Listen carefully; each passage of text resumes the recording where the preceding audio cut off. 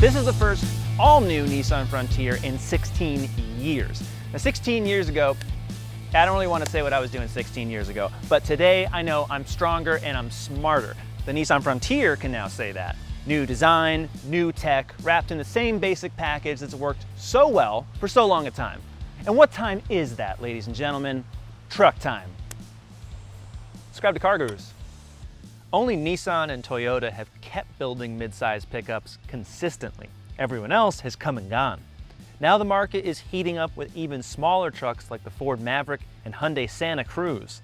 We last tested the Frontier in 2016, and it was hardly different than 2006 or 2020.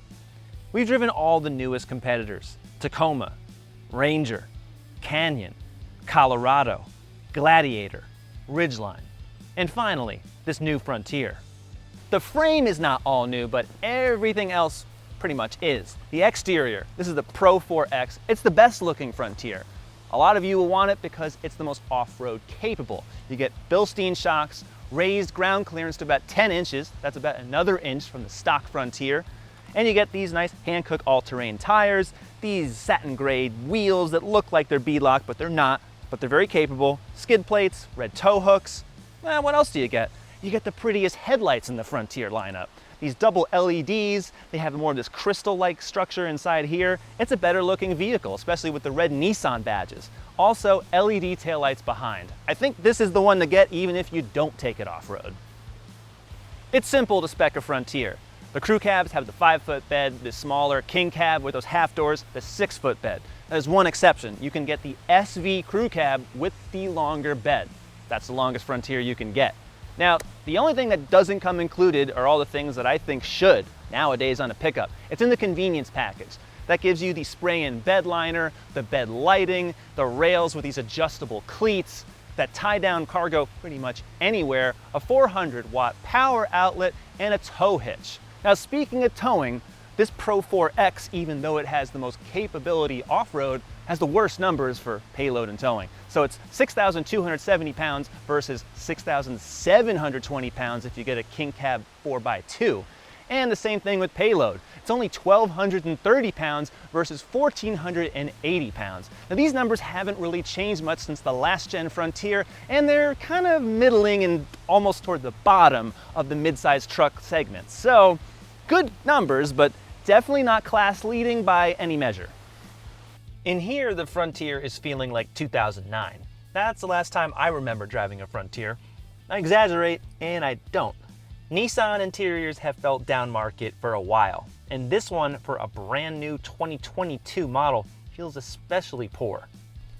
Rogue, Sentra, Altima, I've driven all those models, and their interiors are pretty nice, but their modern design and all the materials don't make it into the Frontier, and they cost a heck of a lot less than this truck.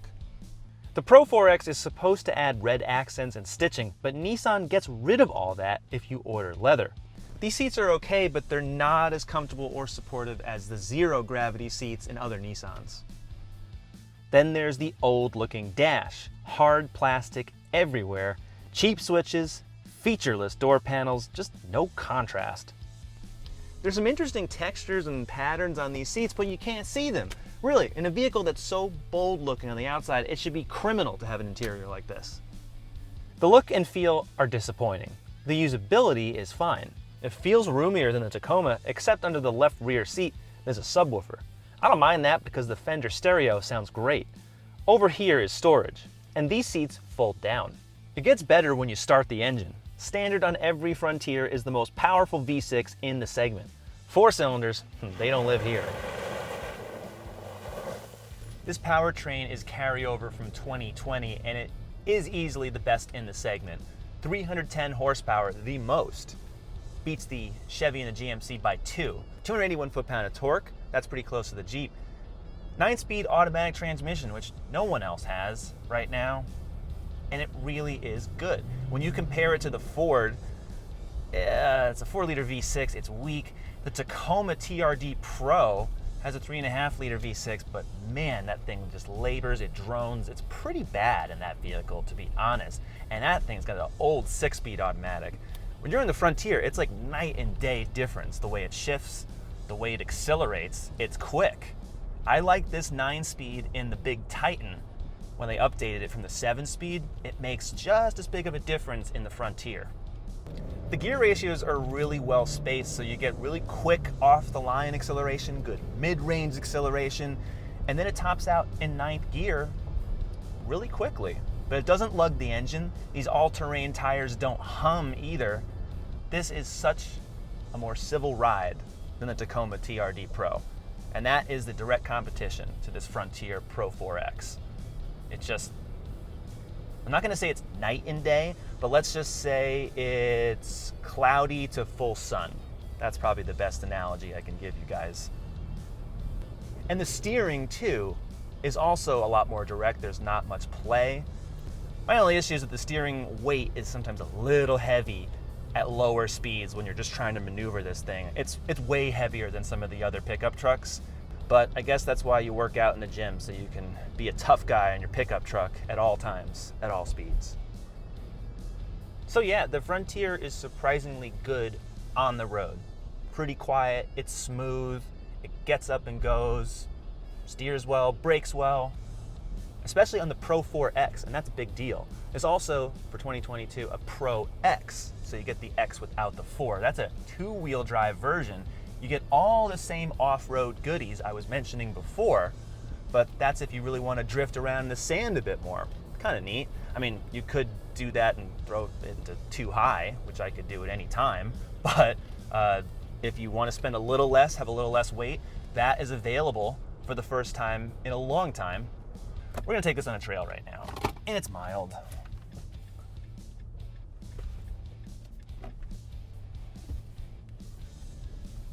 Now, Nissan doesn't have any automated controls here. Toyota has stuff like crawl control, they've got the clutch start cancel. You can see my review and Chris Wardlaw's review of the Tacoma just to read more about that, to watch it in action. But Nissan just has some front cameras here. They'll stay on in the off-road mode. You got the low range, you got a locking rear diff, and that's about it. Like there really isn't anything else going on. You just have to know how to drive and just hope you pick the right line and hope all the skid plates work, because they're there to protect the vehicle. Almost 10 inches of ground clearance. And it feels good, right? Let's drive over a rock, because that's what we do. It's awesome.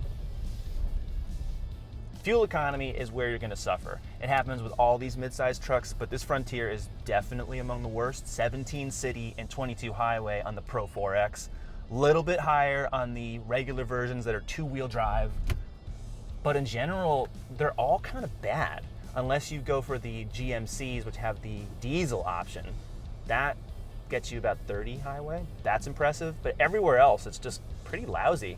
And I expected more, given this is a 9-speed transmission. Honestly, the Nissan Titan that I drove has very similar fuel economy.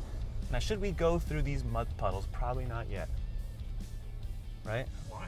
I don't know. It's a truck. It's truck time. All right.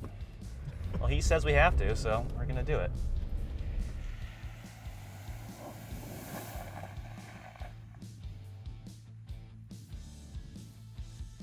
Nissan's infotainment, it's all up to snuff. All the features you could want are here. They're easy, they're simple. And the map, it's got the pinch to zoom. Pretty simple to find things.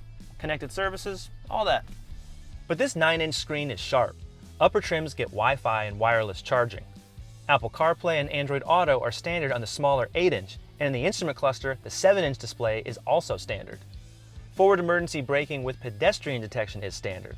The loaded trims have rear emergency braking, plus adaptive cruise control and lane departure warning. But the Pro 4X doesn't have ProPilot, like in other Nissans. There's no semi-automated anything. The 2022 Frontier starts under $28,000 for a 4x2 King Cab and goes to my fully loaded Pro 4X Crew Cab at $44,920 with destination. That's more or less as all the competitors, primarily the Tacoma TRD Pro, Canyon AT4, and Ranger Tremor. All decent trucks. None are particularly that nice inside or revolutionary. That's what the full-size trucks are all about.